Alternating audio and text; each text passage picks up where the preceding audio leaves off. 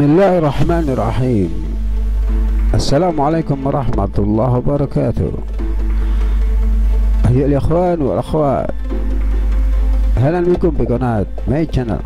Brother and sister, welcome back to my channel, yang mana pada kali ini akan mempersembahkan sebuah artikel yang berjudul yaitu sejarah bom nuklir pertama di bumi. Percobaan bom nuklir pertama dilakukan di gurun pasir di negara bagian New Mexico pada bulan Juli 1945 dan lokasi ini disebut situs Trinity. Amerika Serikat menggunakan bom nuklir pertama dalam sejarah pertama dan dijatuhkan di Hiroshima pada 6 Agustus 1945. Jenis bom nuklir yang digunakan adalah uranium. Bom nuklir kedua dijatuhkan oleh Amerika di Nagasaki pada 9 Agustus 1945 dengan jenis bom plutonium. Bom yang dijatuhkan di Hiroshima mengandung 64 kg uranium yang melepaskan energi yang setara 15 kg ledakan kimiawi. Ledakan ini menyebabkan gelombang yang besar, udara yang panas, dan radiasi yang luar biasa.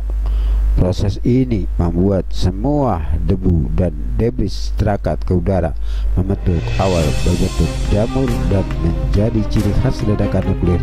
Tidak hanya itu, partikel radioaktif juga ikut terbang ke udara dan jatuh kembali ke permukaan bumi.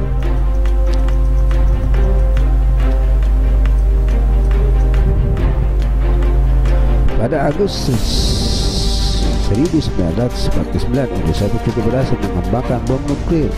Mereka melakukan percobaan nuklir di Semipalatinsk, sekarang Kazakhstan. Beberapa negara lain juga menguji coba nuklir seperti Inggris, Prancis, China, India, dan Pakistan. Percobaan tersebut dilakukan pada rentang tahun 1950 sampai 1998. Percobaan ini dilakukan di berbagai medan seperti udara dan di bawah tanah. Pada tahun 1963, negara yang menerima perjanjian mengenai penghentian percobaan nuklir. Sebagai 3 negara yang terlibat dalam perjanjian ini adalah Amerika Serikat, Inggris, dan Uni Soviet. Mereka sepakat untuk tidak lagi melakukan uji coba di udara dan hanya di bawah tanah saja. Selain ketiga negara itu, negara yang juga mendapat tekanan dari publik untuk melakukan hal yang sama. Hal itu dipicu percobaan nuklir di udara yang dilakukan oleh China pada tahun 1980. Sejak itu semua negara hanya boleh melakukan uji coba di bawah tanah. Nuklir menyisakan zat radioaktif yang berbahaya bagi manusia. Kondisi radioaktif pada lingkungan sangat berbeda sebelum dan sesudah percobaan. Sumber Kompas garing Sains. Itulah perpolitikan dahulu yang dipenuhi dengan satu alat pembunuh yang sangat besar. Maka ketika sekarang kita berpolitik mulai